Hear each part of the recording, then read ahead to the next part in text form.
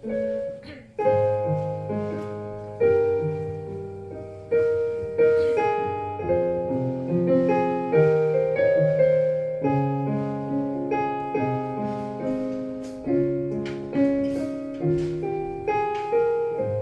하나님 감사합니다. 온 땅의 주인 되셔서 우리의 이름 아시고 상황만 돌봐주시고 우리의 길에 주의 길 비추심에 감사드립니다. 주님 우리를 붙드시고 부르짖음 들어주심에 감사드리고 저희를 귀하다 하여 주심에 감사드립니다. 저희는 오직 주의 것입니다. 선하신 목자 내 아버지, 저희를 푸른 초장과 쉴만한 물가로 인도해 주심에 감사드리고 언제나 저희에게 가장 좋은 것으로 저희의 삶을 가득 채워주심에 감사드립니다. 온 땅에 충만하신 주님, 저희의 삶 어디에도 주님 손길 없는 곳이 없습니다. 절망 속에도 그 사랑 의지하며 믿음으로 기도드릴 수 있게 도와주시고 저희의 생각을 넘어 모든 환경을 넘어 역사하여 주세요. 살아계신 주님께 감사드리며 예수님의 이름으로 기도 올려옵나이다.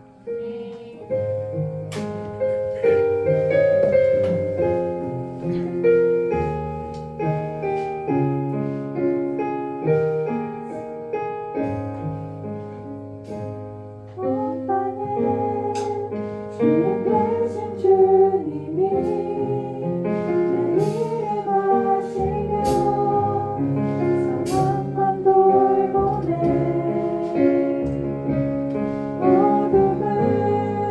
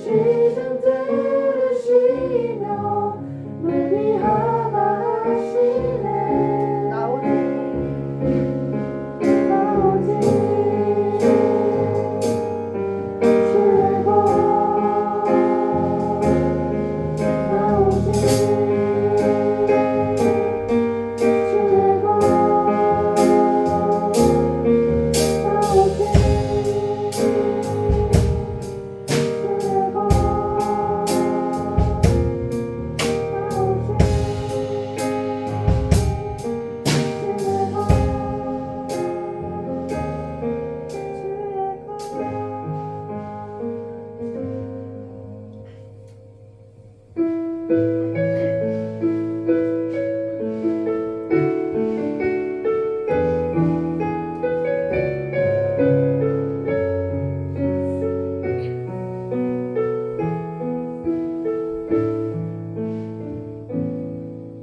속에 슬픔이 나를 사로잡고 같이 약도 보이지 않을 때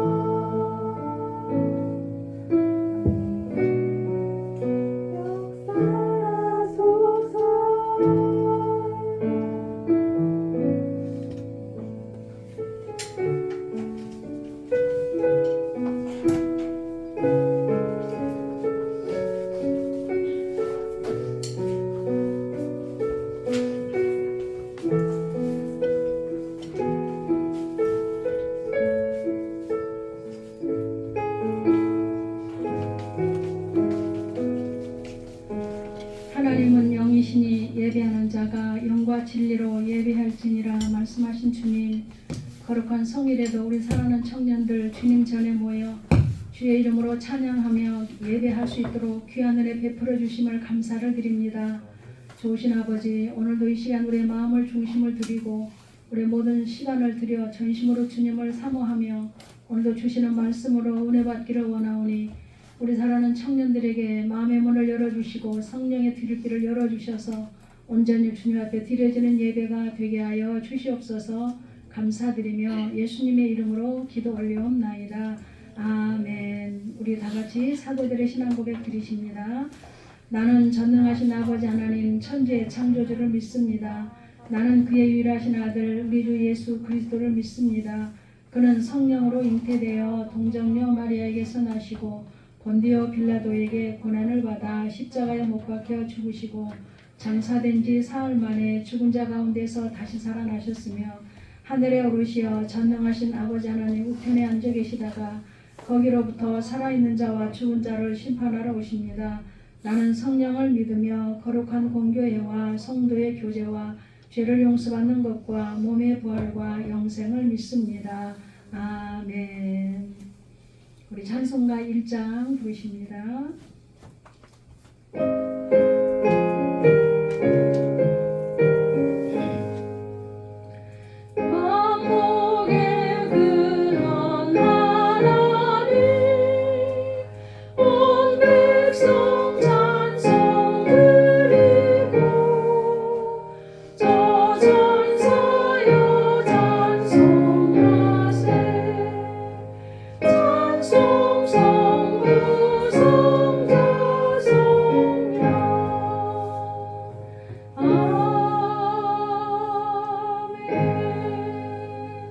우리를 대표해서 서동범 형제님 기도해 주시겠습니다.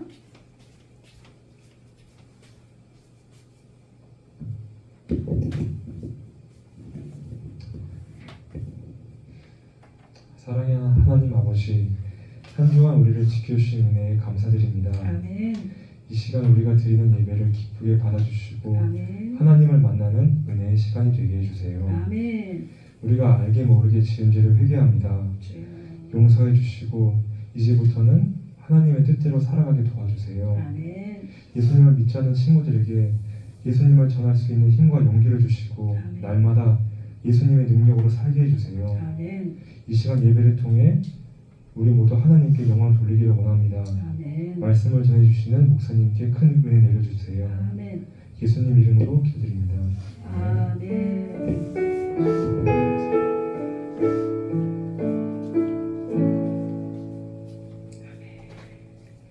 네, 감사합니다. 오늘 하나님께서 우리에게 주시는 말씀은 골로새서 3장 13절 한 절입니다. 말씀은 17절까지 보도록 하겠습니다. 13절 함께 보십니다. 골로새서 3장 13절 시작. 누가 누구에게 불만이 있거든 서로 용납하여 피차 용서하되 주께서 너희를 용서하신 것 같이 너희도 그리하고. 14절 더 보십니다. 17절까지 이 모든 것 위에 사랑을 더하라. 이는 온전하게 매는 띠니라. 그리스도의 평강이 너희 마음을 주장하게 하라. 너희는 평강을 위하여 한 몸으로 부르심을 받았나니 너희는 또한 감사하는 자가 되라.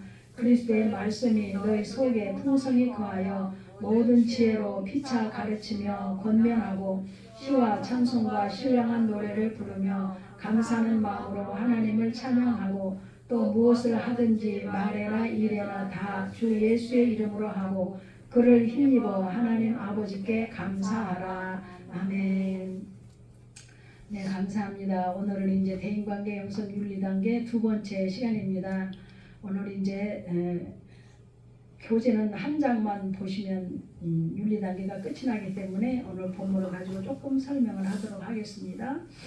여러분, 하나님은 실존하신 분으로서 하나님을 따라 지음받으신 사람과 영적인 교제를 하시고 대화하시기를 원하시고 또 하나님께서는 사람과 사람 사이에 너와 나의 이웃과의 관계를 맺게 하십니다. 그래서 우리는 우리 신앙의 관계를 맺는 것입니다. 그래서 첫 번째로는 수직적인 관계가 하나님과의 먼저 관계를 맺고 그리고 또 수평적으로는 이웃과의 관계를 맺고 살아가는 것입니다. 그래서 우리 기독교는 그 관계를 맺는 것이다 이렇게 정의를 내려볼 수가 있어요. 그러나 어때요? 아담과 하와가 타락으로 인해서 하나님과의 관계가 또 단절이 되고 이웃과의 모든 관계가 또 벗어겨지게 되고 자기중심적이요 이기적인 그런 본성을 가지고 살아가게 됩니다. 그리고 아담과 하와가 그런 그 하나님이 에덴 동산에 그 북으로 짝을 지어주셨잖아요. 그런데 서로가 탓을 하게 되죠. 이제 아담과 하와가 이제 우리가 그 내용은 잘 알잖아요. 간견 그 뱀의 유혹을 받아서 선악과를 따먹은 후에는 하나님이 찾아오셔서 묻죠. 너희들이 그들을 부를 때에 하나님이 무서워서 그들이 숨었다고 그렇게 말을 하잖아요. 근데 하나님은 그들이 왜 숨었느냐에 대한 이유를 묻는 것이 아니라 너희들의 위치를 벗어났기 때문에 그들의 위치를 물어보는 거죠.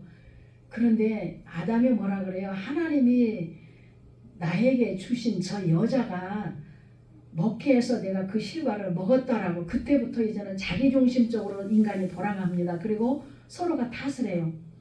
그러니까 아담은 지금 누구 탓을 하고 있는 거예요? 아내 탓을 하지만 원칙적으로 본질로 들어가서 보면은 하나님을 탓하는 거예요. 하나님께서 저 여자를 나에게 주지 않았더라면 내가 그 실과를 안 먹었을 텐데 하나님께서 저 여자를 나에게 줬기 때문에 저 여자가 먹으라고 하는 실과를 먹게 됐다고 이렇게 지금 핑계를 하는데 자꾸 그때부터 우리는 탓을 하게 돼요.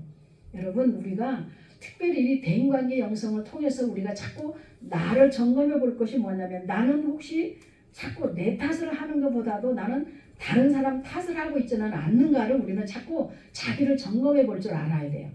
그래서 윤리 단계는 뭘까요? 이제는 내가 주체가 되어서 살았던 내 삶이 점점 하나님 중심으로 말씀 중심이 주체가 되어서 말씀 중심으로 사라지게 되는 초기 단계거든요. 그래서 진리 단계 들어갔을 때는 말씀대로 사라지는 것이 50% 이렇게 되는 거예요. 근데 이 윤리 단계 때는 말씀대로 사라지는 것이 참 어려워요. 왜 그래요? 다 내 주관대로 살았고 내 어떤 그런 고정관념 틀 속에서 우리가 그렇게 살았기 때문에 하나님의 말씀에 순종하고 산다는 것이 그리 쉽지 않아요. 굉장히 어려워요. 자, 하나님은 지금 에베소서 2장에서 말씀을 보시면은 그런 벗어겨진 관계를 하나로 만들어 주시려고 화목시켜 주시려고 화목제물로 오셨다. 우리 지금 당회장 목사님을 통해서 우리는 내 입에서 5대 제사를 다 들으셨잖아요. 그죠? 모든 5대 제사의 그 제물들은 바로 예수 그리스도를 예표하고 있고 그 특별히 화목제물에 가서 보시면은 모든 백성들이 화목제물만 먹을 때는 다 온 백성들이 주님 앞에 함께 모여서 그거 떡을 떼고 함께 나누면서 그렇게 화목하게 지내는 그래서 에베소서 2장으로 가서 보면은 예수 그리스도는 바로 화목제물로 오셨다라고 말씀을 해요. 자, 오늘은 교재 들어가기 전에 좀 말씀을 찾아보시면서 보겠는데요. 자, 어디를 보시냐면은 에베소서 4장 한번 보십니다. 4장 32절을 한번 가서 보실까요? 2장을 먼저 보시고 4절을 나중에 보십니다. 에베소서 2장. 골로새서 뒤로 넘어가면 바로 에베소서입니다. 필립보서 다음에 뒤로 넘어가면 자 에베소서 2장 14절에서 16절까지를 한번 보시겠습니다. 자 에베소서 2장 찾으셨죠? 자 볼까요? 제가 먼저 에베소서 2장 14절을 보겠습니다. 14절에 그는 우리의 화평이시니라. 자, 그는 누구를 말할까요? 지금 예수 그리스도를 말하는 거죠. 화목제물로 오셨던 예수 그리스도. 그는 우리의 화평이신지라. 둘로 하나를 만드사. 그러니까 벗어겨진 관계를 하나님은 하나 되게 만들어주기를 원하신 거죠. 있습니까? 자, 그러면서 서로 네 탓을 하고 원수됐던 그 관계를 하나님께서는 중간에 그런 벗어겨진 막힌 담들을 헐어내시고 우리 하나님과 우리 사이로 보자면 죄로 가로막혔던 그 죄를 무너뜨리고 하나님과 우리가 하나로 그래서 하나님과 우리가 영적인 교제를 나누고 영이신 하나님이 우리를 영적인 존재로 만드신 것은 그분과의 우리가 영적인 교제를 나누기 위해서잖아요. 그런데 이제 수직적인 하나님의 관계가 바로 설정이 되고 너와 나 사이가 이제 바르게 또 관계가 설정이 돼야 되는데 이렇게 이런 벗어겨진 관계를 하나로 만들어 주시기 위해서 화목제물로 예수 그리스도가 오셨다라는 것을 지금 여기서 설명을 하는 거예요. 그래서 원수된 것 중간에 막힌 담을 자기 육체로 허시고 또 15절에 보니까 법조문으로 율법으로 주셨던 그런 계명의 모든 율법을 폐하셨으니 이는 이 둘로 자기 안에서 한 새 사람을 지어 어떻게 하시려고 화평하게 하시려고. 할렐루야. 그래서 너와 나 사이가 벗어겨진 관계를 하나 되게 하시고 화평을 이루게 하시려고 화목제물로 오셨다라는 거예요. 자, 그러면서 16절 여러분이 보십니다. 시작. 또 십자가로 이 둘을 한 몸으로 하나님과 화목하게 하려 하심이라. 원수된 것을 십자가로 소멸하시고. 아멘. 원수된 것들을 다 십자가에서 이루신 거예요. 그래서 모든 율법의 완성자로 오신 주님은 어디서 율법을 이루셨냐면 이 십자가에서 율법을 다 이루신 거예요. 믿습니까?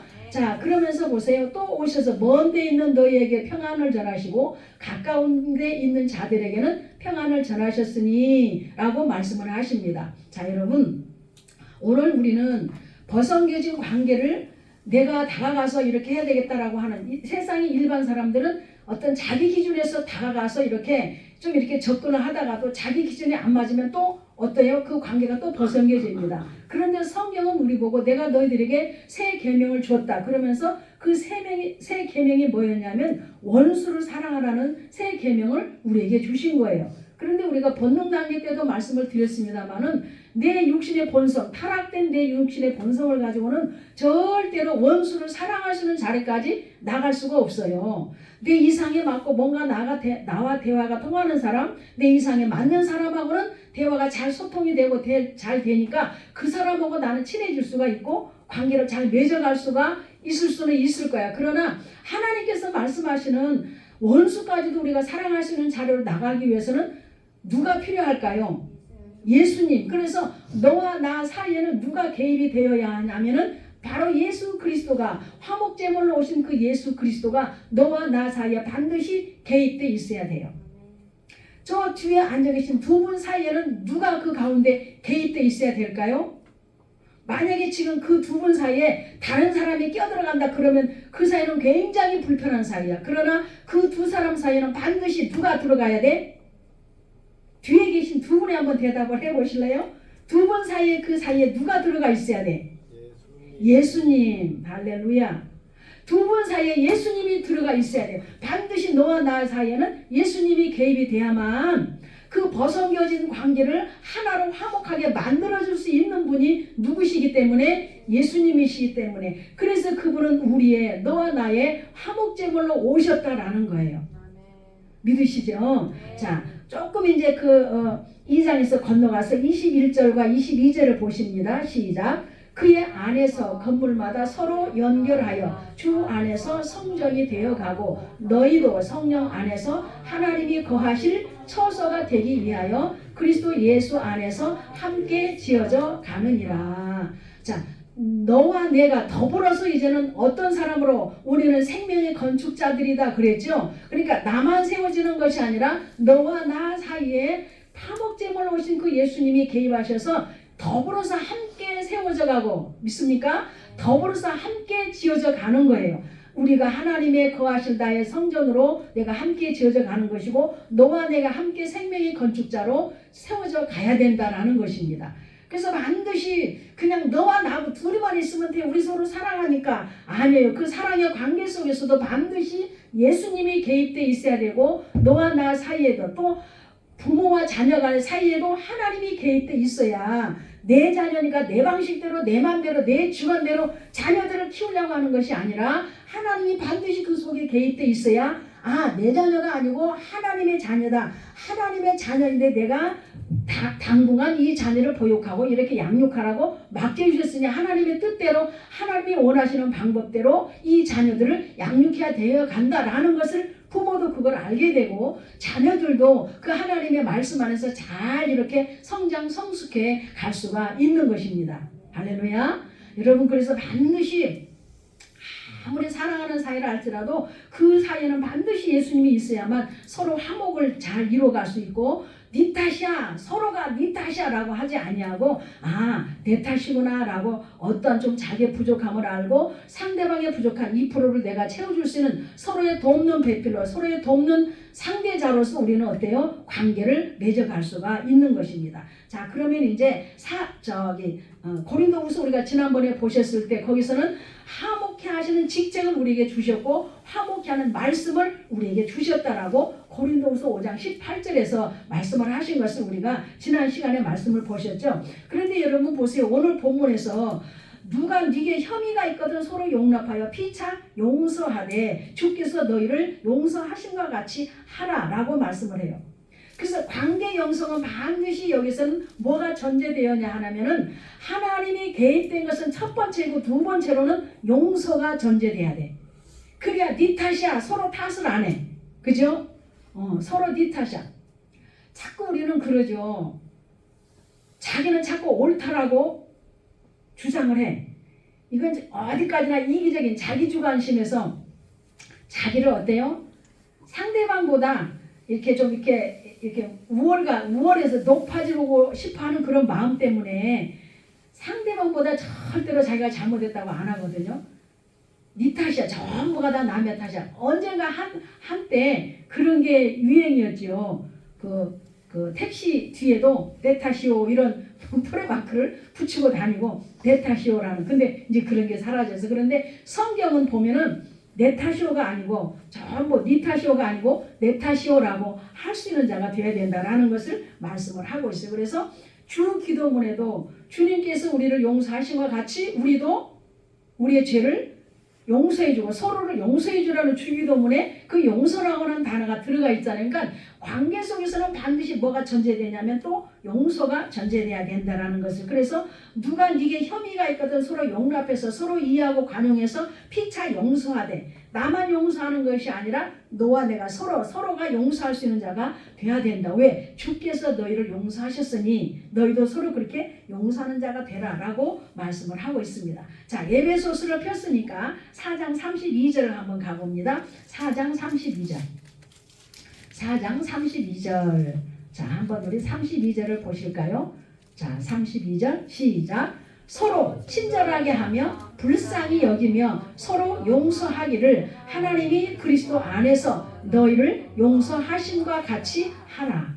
여러분, 우리 모두는 다 하나님으로부터 용서함을 받은 자들이기 때문에 오늘도 주님 앞에 나오게 된 줄로 믿습니다. 그렇기 때문에 우리는 서로 피차간에 용서해야 된다라고 말씀을 하고 있잖아요. 그러면서 서로가 친절하게 하라. 그리고 서로 불쌍히 여기는 마음을 가져라. 이렇게 지금 말씀을 해요. 여기에서는 반드시 보니까 서로라고 하는 단어가 두 번이나 언급을 하죠. 서로 친절하게 하고 불쌍히 여기며 서로 용서하기를. 서로 해야 된다는 거예요. 너만 하는 것이 아니라 나만 하는 것이 아니라 서로 용서하고, 할렐루야, 서로 피차간에 관용하고 이해하고 서로 배려하는 마음을 가져야 된다. 그렇게 할 때 우리는 그 관계 형성을 잘 이뤄갈 수가 있다라고 분명히 성경에서는 그렇게 지금 말씀을 하고 있는 것을 보게 됩니다. 여러분, 질문을 해볼까요? 여러분, 사랑은 무엇이라고 생각을 합니까? 노래 가사처럼 사랑은 눈물의 씨야? 아니고, 앞에 있는 총무님, 사랑은 뭘까요? 사랑은? 안 해봐서 잘 몰라? 사랑은? 자, 애매해요. 그죠? 사랑이. 저 뒤에 앉아 계신 우리 형제님, 사랑은 무엇이라고 한마디로 대답을 할 수 있을까요? 사랑은 무엇일까요? 사랑은? 너무나 쉬운 답인데 이거. 우리 동범 형제님은 알 수 있을까? 사랑은? 하나님의 아가페적인 사랑이라고 생각합니다. 응, 그것도 맞는 답이야. 자매님은? 사랑은? 예수님이 저를 위해 돌아가신 거. 응. 자매님? 희생하는 거. 그거 가운데 앉아 계신 자매님? 사랑은? 뭘까? 한마디로 한다면? 모르겠어. 안 해봐서? 너무 쉬운 답이에요. 따라합시다. 사랑은 사랑은 관심이다. 관심이다. 형제님, 사랑하니까 옆에 있는 자매한테 관심이 있어요, 없어요? 있습니다. 있어요. 사랑은 어려운 거 아니야. 관심이에요, 관심. 사랑하면 자꾸 관심이 가. 사랑하면. 근데 사랑하지 않으면, 미우면 관심이 가요, 안 가요? 안 가요. 안 가요. 근데 사랑하면 같이 있고 싶고, 오늘 지금 만나서 1시간 이상 이야기했는데 돌아섰는데 또 만나서 이야기하고 싶고, 아니 조금 전에 보고 왔는데 또 보고 싶고. 저도 연애 안 해봐서, 중매 결혼해봐서 잘 모르는데 사랑은 관심인 거예요. 그래서 세상에서 제일 불쌍한 사람이 누구냐면 모든 사람들로부터 관심받지 못한 사람. 그 사람은 사랑을 받지 못한 사람이죠. 그래서 사랑은 관심이다. 그죠? 이제 우리 총무님도 만약에 여친이 생긴다 그러면은 관심이 너무너무 가. 카톡도 하고 싶고 또 대화하고 싶고 또 만나고 싶고. 그래서 하나님의 본질은 뭐다 그랬어요? 우리 지난 시간에 하나님의 본질은 사랑이다. 그럼 하나님은 사랑이시기 때문에 우리들에게 사랑하시니까 뭐가 많이 가지고 있을까요? 관심. 그렇죠, 그렇죠. 하나님은 우리를 너무너무 사랑하시기 때문에 독생 성자 예수까지 내어주시면서 그것을 사랑의 증거로 보여주신 우리를 그토록 사랑하신 하나님이 우리에게 관심이 있을까요, 없을까요? 많아요. 너무너무 관심이 많아요. 그냥 우리를 무관심하게 그냥 보는 게 아니야. 그분은 우리를 눈동자같이라는 건 깜짝거리지도 않고 우리를 지켜본다는 거잖아요. 졸지도 아니하시고 주무시지도 아니하시고 우리를 눈동자같이 지켜보신다. 그렇게 우리에게 관심이 있다라는 거예요. 그러니까 여러분이 얼마나 지금 행복한 사람입니까? 아, 왜 아멘이 이렇게 동의가 없을까? 아멘. 여러분이 진짜 행복한 사람이라니까요. 아멘이죠? 혜림 자매님 아멘이죠? 하나님의 자매님을 얼마나 불꽃 같은 눈동자로 관심을 가지고, 왜? 사랑하니까. 그럼 여러분만 그럴까? 저한테도 엄청 관심이 많으니까. 왜? 사랑하니까. 우리 모두는 지금 이 모든 하나님의 관심을 얼마나 많이 받고 얼마나 많은 사랑을 받고 있는 사람들인지 모릅니다. 그러니까 우리는 얼마나 행복한 사람입니까? 그래서 예수님이 그래요. 로마서 12장 19절에서 사랑하는 자들아 너희가 친히 아무리 왼수 같은 사람이 있어도 네가 원수 갚지 말아라.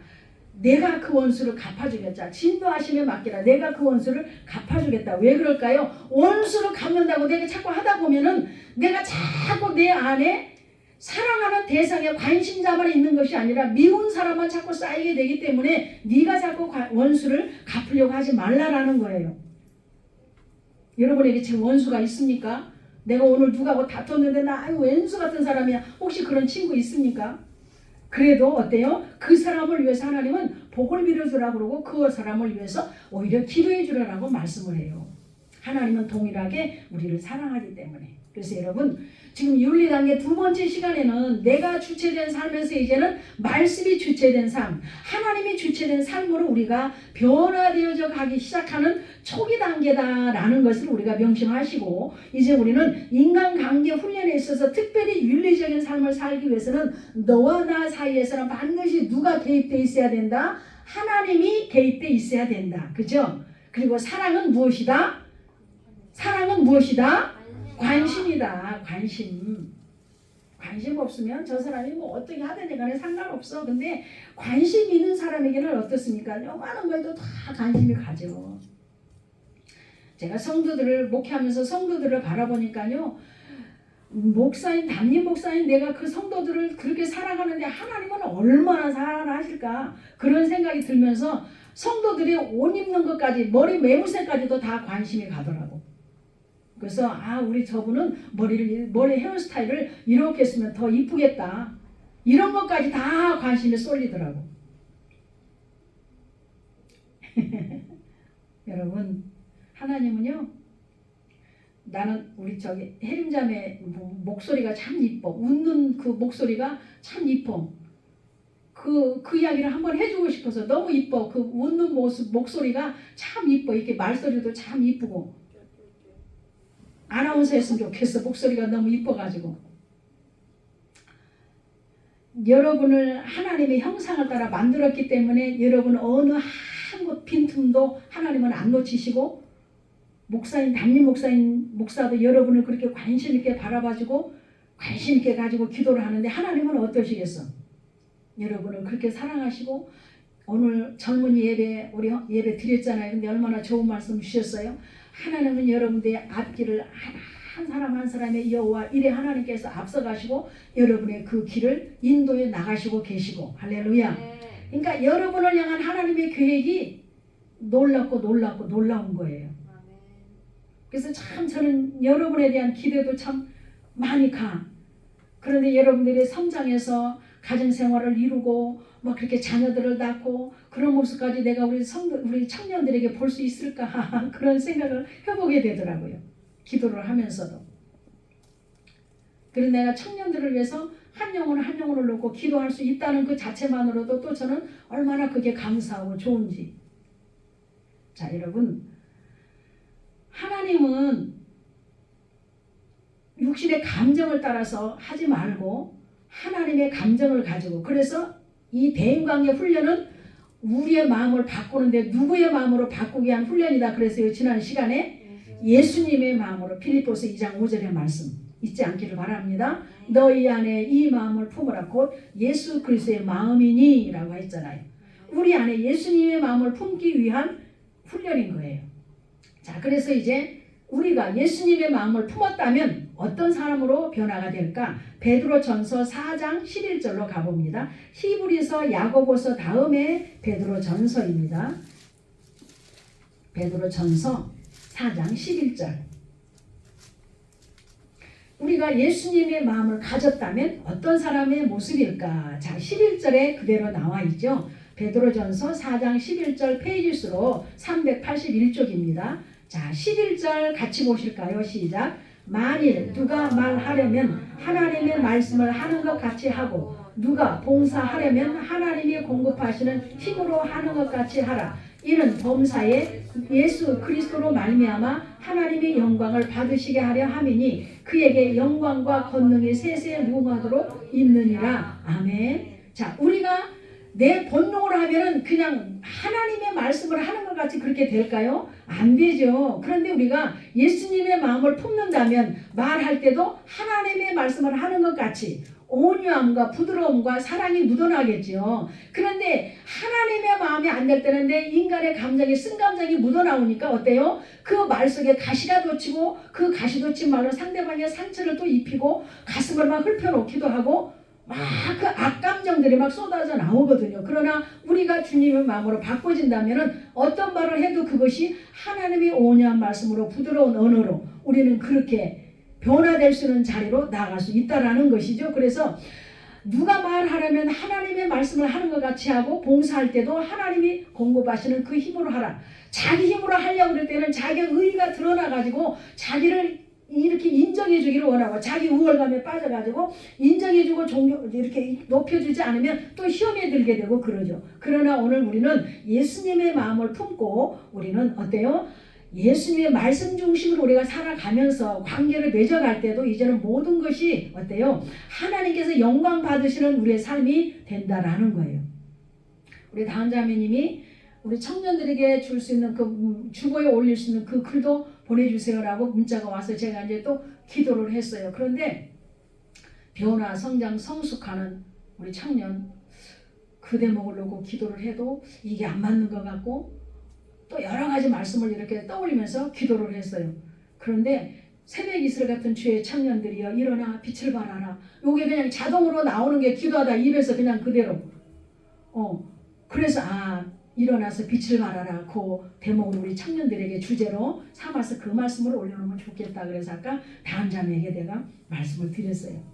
사랑하는 우리 청년 여러분, 우리는 날마다 변화되어지고 오늘보다는 내일이 또 달라지고 내일보다는 또 모레가 더 성장 성숙해서 우리가 나를 통해 하나님의 영광 받으시는 그런 우리 청년들로 자라갈 수 있는 귀한 은혜가 있기를 바랍니다. 자, 그래서 육 중심의 겉사람들은 윤리를 가지고 있는 것은 당연한 일이지만 우리 그리스도로 거듭난 성도들은 기독교 윤리를 지킴으로써 원수까지도 사랑할 수 있는 성숙한 우리 청년들이 다 되어갈 수 있는 그런 은혜가 있기를 바랍니다. 그래서 우리 지난 시간에 말씀드린 거 기억나세요? 우리 기독교 윤리는 누구를 근거로 해서 그 기독교 윤리가 만들어진 거예요? 그렇죠. 그러나 세상 윤리는 인간, 사람을 윤리. 그래서 인간의 본능 속에서 나오는 다 인간 중심으로 만들어진 세상 윤리예요. 그래서 얼마든지 세상 윤리로 거칠게 포장해가지고 아주 윤리 도덕적으로 그렇게 하는 것 같아도 아이고 요번에 막 그 청문회 보니까 뭔지 아는 사람이 하나도 없어. 다 털어보니까 막 굉장히 겉으로는 지식적이고 교양이 있는 것 같은 그런 법조인도 다 청문회 들고 나와서 흔들어 보니까 다 허물이 있고 다 윤리 도덕적으로 깨끗한 사람이 하나도 없어. 자, 그렇기 때문에 여러분 오늘 우리는 이제 기독교 윤리 한 단계 더 업그레이드된 이 기독교 윤리, 정말로 하나님께서 원하시는 그런 기독교 윤리를 지켜가면서 우리가 세상을 살아갈 때 그야말로 일어나 빛을 발하시는 우리 썸청님들이 다 될 줄로 믿습니다. 자, 우리 지난 시간에 이 말씀을 봐야 되는데 못 봤어요. 이제 베드로전서 이렇게 넘어가면은 요한일서가 나옵니다. 요한일서 3장을 보십니다. 3장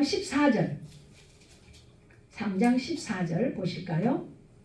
자, 왜 우리가 사랑하는 자들이 돼야 될까요? 자, 14절에서 말씀을 합니다.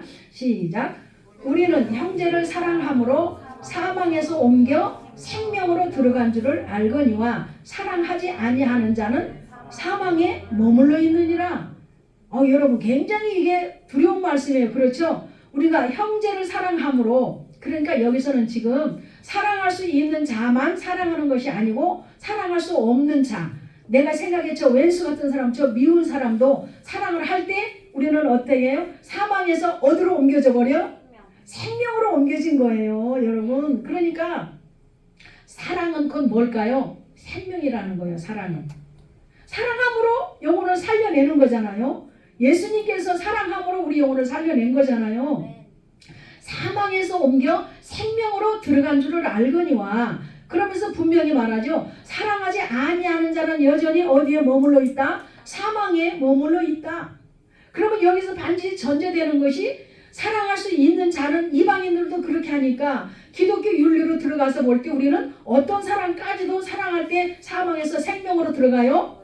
그렇죠. 원수까지도 사랑할 때 사망에 있는 우리가 생명으로 들어간다라는 거니까 얼마나 이 수준 높은 사랑입니까? 기가 막힌 거죠. 근데 이것이 되냐고요? 사랑할 수 있는 자는 얼마든지 한다니까. 근데 사랑할 수 없는 자, 저 사람이 나를 괴롭히고 원수 같은 그 사람을 내가 어떻게 사랑하냐고. 그런데 우리 마음이 누구의 마음으로 바꿔질 때는 그렇게 할 수 있다? 그렇죠. 예수님의 마음으로 바꿔질 때는 그 원수도 우리는 사랑할 수 있는 자리로 나가서 사망에 머물렀던 내 삶이 생명으로 들어간 자가 된다라는 거예요. 기가 막힌 말씀인 거예요, 이게. 자, 그러면서 보세요. 더 얼마나 엄하게 말씀을 하시는지 15절 보십니다. 그 형제를 미워하는 자마다 어떤 자가 된다? 살인하는 자가 된다. 미움이라는 것이 얼마나 그러니까 큰 죄인지 모릅니다. 그러니까 우리는 누구도 내 안에 미워하는 사람이 없기를 바랍니다. 동의했죠? 아멘 해야죠. 누구도 우리는 내 안에 미운 사람이 있어서는 안 됩니다. 왜? 미워하는 그 자체가 살인이라고 그러잖아. 살인. 기가 막힌 거잖아요. 그리고 영생이 그 속에 거하지 아니한다. 영원히 구원받지 못한다. 살인자는 죄인이기 때문에 미워하는 그 자체도 죄라는 걸 여기에서 지금 엄격하게 말씀을 하고 있는 것을 봅니다. 그래서 그 형제를 미워하는 자마다 살인하는 자니 살인하는 자마다 영생이 그 속에 거하지 아니하는 것을 너희가 아는 바라. 이렇게 말씀을 하고 있는 것을 보게 됩니다. 자, 우리 사랑하는 썸청 여러분, 우리는 이미 이 말씀을 통해서 이미 하나님의 주체된 삶을 살아질 때 우리는 어떨까요? 나도 모르게 내 마음이 이제는 주님의 마음으로 바꿔져 가는 그런 실제가 이루어지게 될 줄로 믿습니다. 아멘이죠? 네. 바꿔야 되겠다 이런다고 해서 또 되는 게 아니에요. 물론 의지를 드려야 됩니다. 그런데 우리를 변화시키고 우리를 새롭게 하시는 분은 누구시라고요? 하나님, 즉 말하자면 성령님. 그래서 우리의 모든 훈련의 주체자는 성령님이십니다. 지난 시간에 말씀드렸어요. 내가 여러분을 변화시키는 게 아니야. 나도 변화되어져 가야 돼. 지금 나도 변화되어야 될 것이 너무나 많아. 지금 내 수준에서 볼 때 나도 지금 성령님이 나를 변화시켜 가는 것이고 여러분도 성령님이 변화시켜 가시는 거예요. 그러나 다만 여러분이 의지를 들여서 해야 할 것은 뭐냐면 말씀대로 살아야 되겠다라고 하는 의지를 자꾸 드려야 돼. 할렐루야.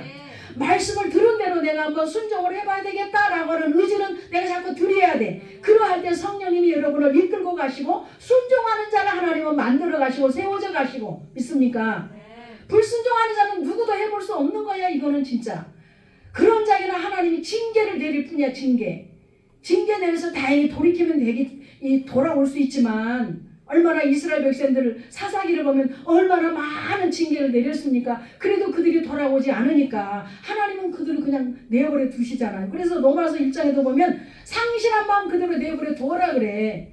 그러니까 우리는 자꾸 의지를 들여서라도 하나님 앞에 순종하려고 할 때 주님은 그러한 자를 하나님은 들어 쓰시기도 하시고 그러한 자를 이끌어 가시고 우리를 빚어 가시면서 우리 안에 잃어버렸던 하나님의 형상을 회복시켜 가시게 될 줄로 믿습니다. 자, 그럼 이제 한 군데만 보시고 교재로 들어갑니다. 자, 로마서 13장 10절로 돌아가 보십니다. 로마서는 뒤로 가야 되겠죠? 사도행전 다음에 있습니다.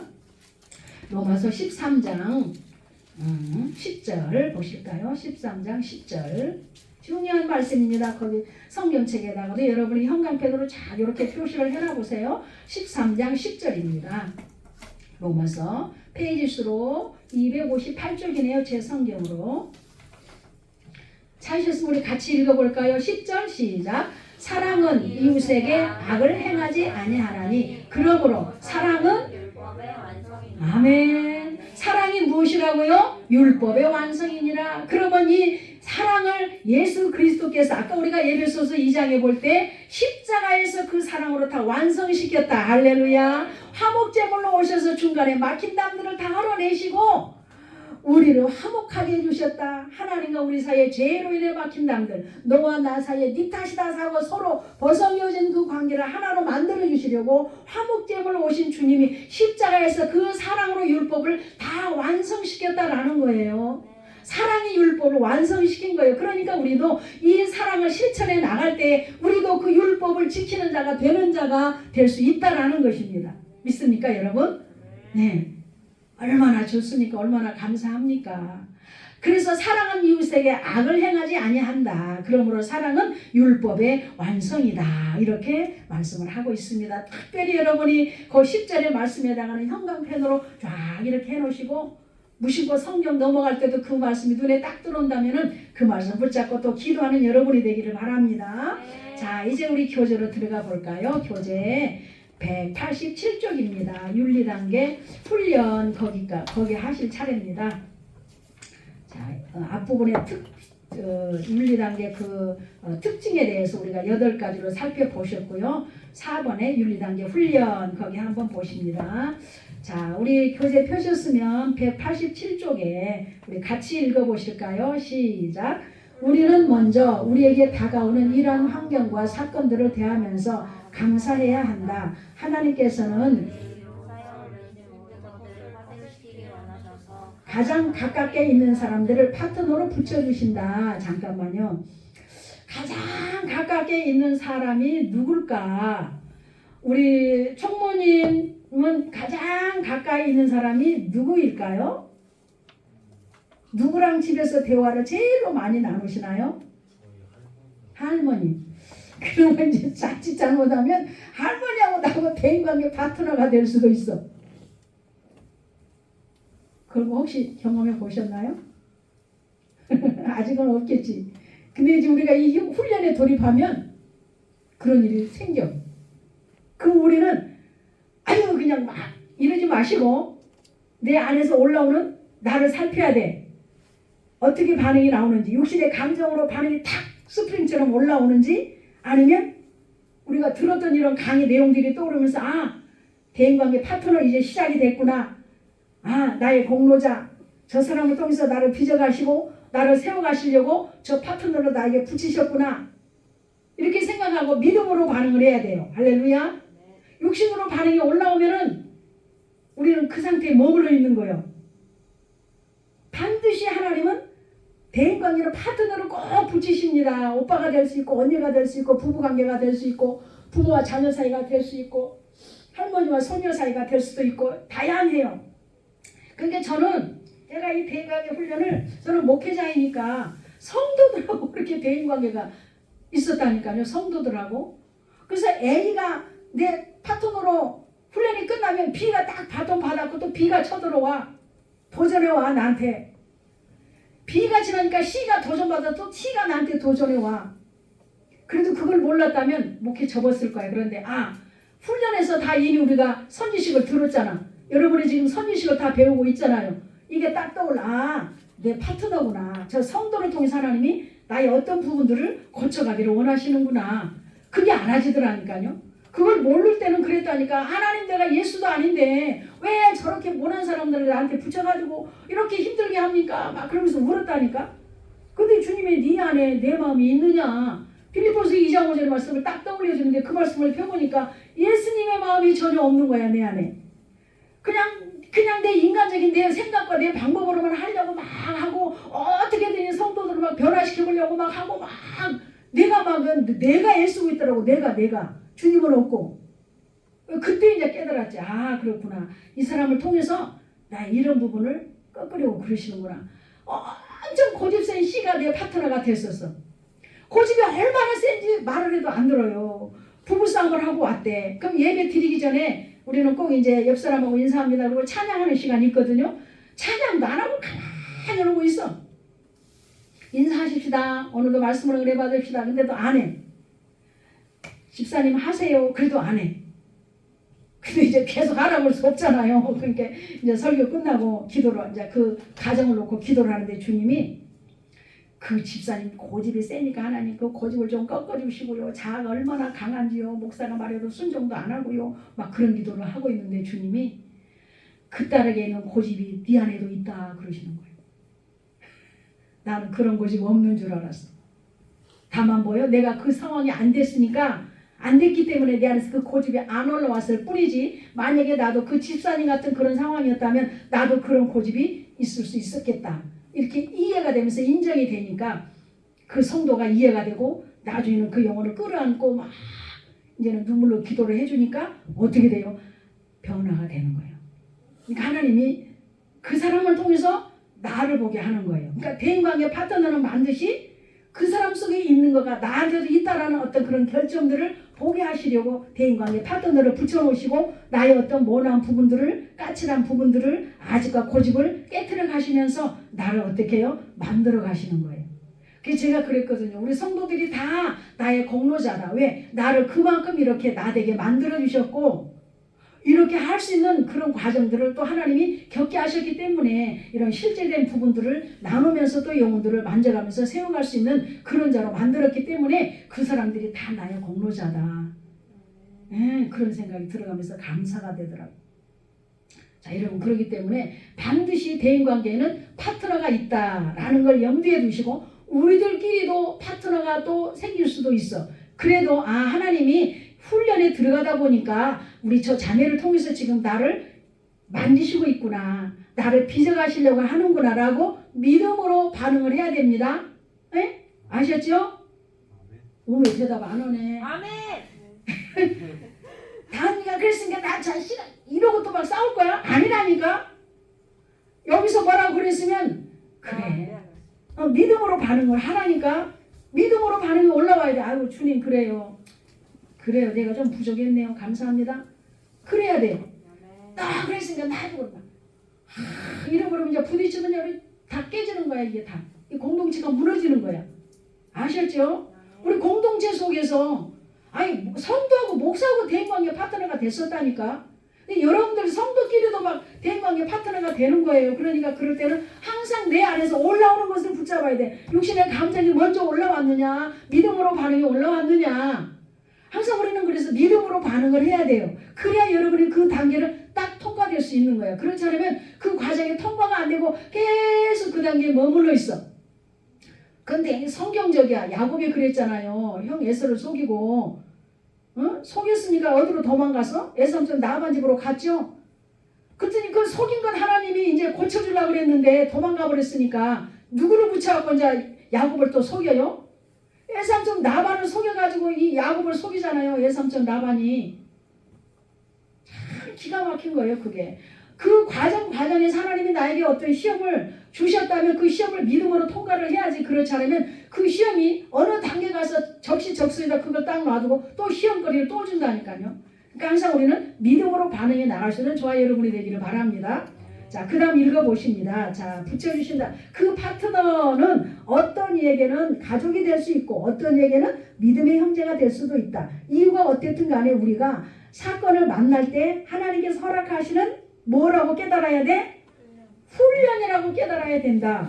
아셨죠? 자, 훈련이라고 깨달아지면 감사하고 하나님의 뜻을 구하면서 구체적으로 물어서 말씀하시는 그 방법대로 상대방을 사랑하려고 힘쓰고 애써야 된다. 아멘이죠? 자, 그 누가복음 교재 말씀 읽으십니다. 시작. 그러나 너희 듣는 자에게 내가 이르노니 너희 원수를 사랑하며 너희를 미워하는 자를 선대하며 너희를 저주하는 자를 위하여 축복하며 너희를 모욕하는 자를 위하여 기도하라. 원수를 사랑하고 미워하는 자를 선대해주고 저주하는 자를 위해서는 축복하고 모욕하는 자를 위해서 기도하라는 거. 이거 우리 본심으로 돼요? 타락한 아담의 본성으로 되냐고? 안 되지. 예수님의 마음으로 우리가 바꿔질 때. 할렐루야. 자, 여기서 거기 읽으십니다. 시작.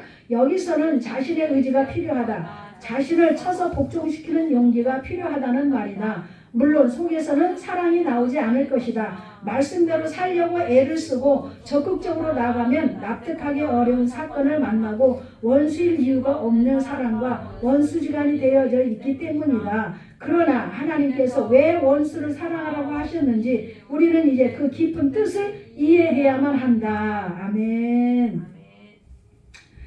원수를 사랑하려고 하는 그 하나님의 깊은 뜻, 그 뜻이 뭐라고요?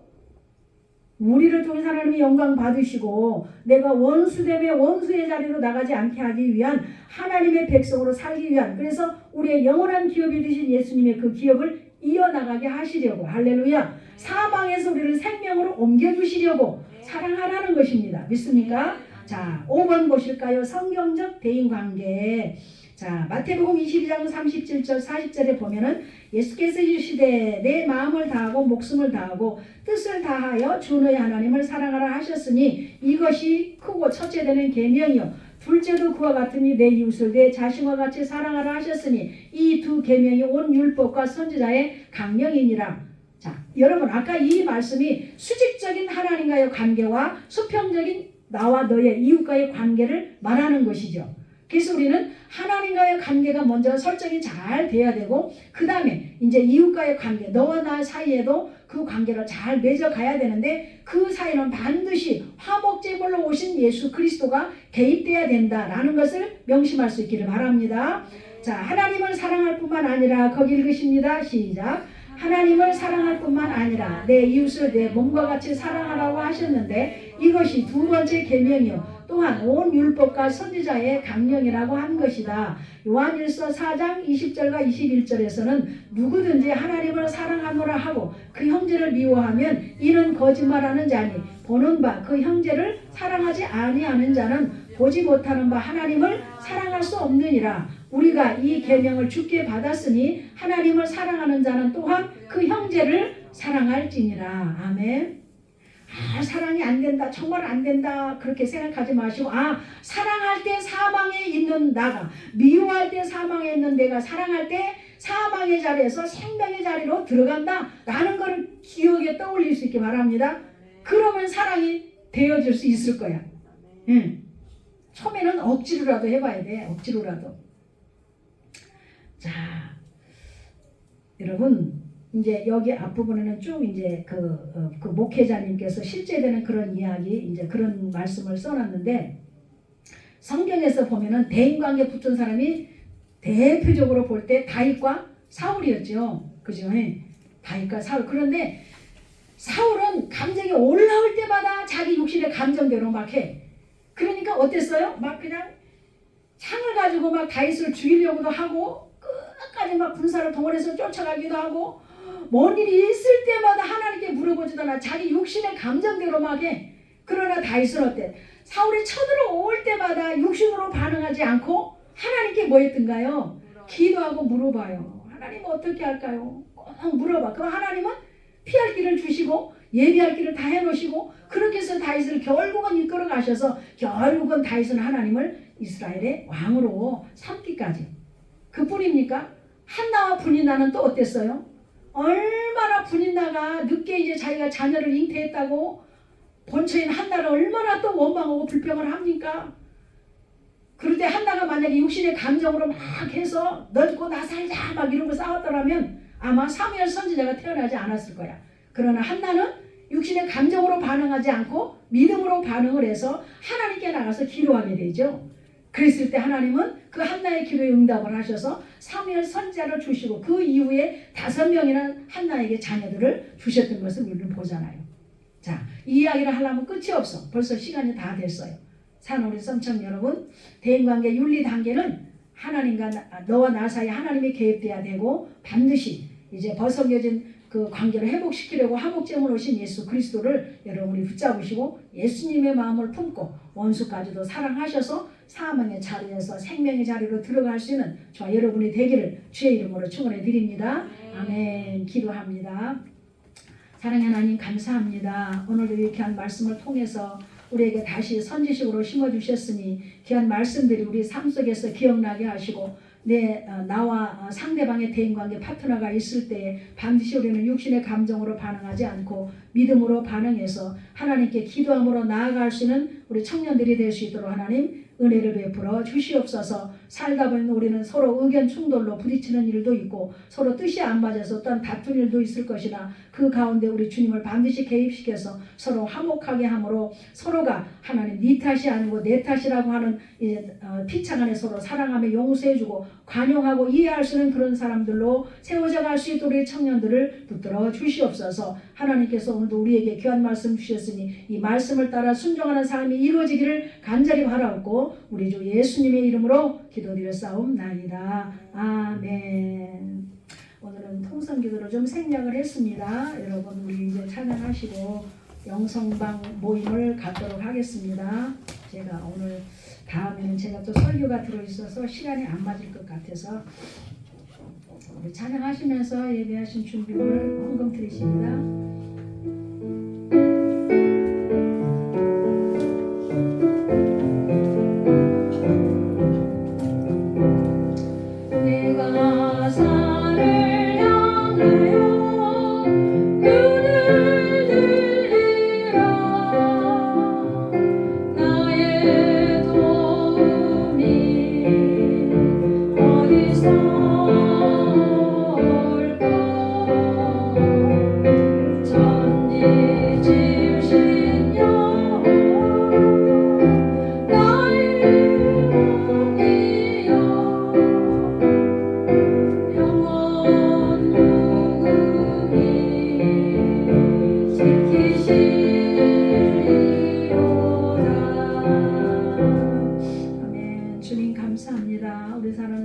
손길에 물질이 마름이 없도록 하나님 축복해 주시고 저들이 하나님 무엇을 먹을까 마실까 염려하는 일이 없도록 하나님께서 저들을 지키시고 인도해 주시기를 원합니다. 새로운 일터에 나가서 애쓰고 수고하는 우리 자매님에게도 은혜를 주시고 또한 아버지 우리가 공부하면서 애쓰고 수고하는 자들에게도 지혜와 총명과 명철을 주시고 하나님 아버지 직장에서 모든 사람들과 관계도 잘 맺어가는 우리 청년들이 되어서 아버지 하나님 모든 인생의 삶을 살아갈 때에 하나님의 말씀의 뜻을 따라 살아갈 수 있는 우리 청년들이 다 될 수 있도록 도와주시되 물권의 축복을 더하여 주셔서 하나님께도 드리고 이웃에게도 심고 자신에게도 쓸 수 있는 귀한 축복권을 더하여 주시옵소서. 하나님께서 우리 함께 하심을 믿고 감사드리며 우리 주 예수님의 이름으로 기도드렸습니다. 아멘. 지금은 우리 주 예수 그리스도의 은혜와 하나님 아버지의 지극하신 사랑하심과 성령님의 내주하시고 충만하심의 역사가 오늘도 예수님의 마음을 품고 원수까지도 사랑함으로 사망에서 생명의 자리로 들어가기로 결심하는 우리 사랑하는 청년들 머리 위에 지금부터 영원토록 함께 있기를 축원하옵나이다. 아멘.